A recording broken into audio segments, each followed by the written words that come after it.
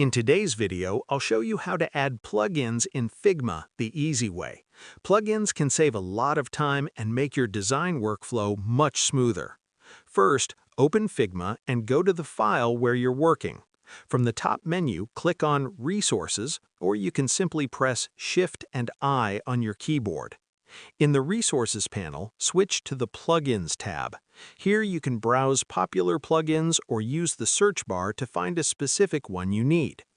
Once you find a plugin you like, click on it and then click the Install button. Figma will add the plugin to your account instantly.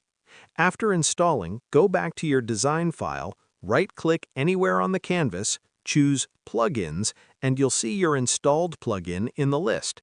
Click on it to start using it. And that's how you add plugins in Figma. It only takes a few seconds, but it can seriously boost your productivity. If this tutorial helped you, share it with someone who uses Figma. And don't forget to subscribe for more quick and useful design tips.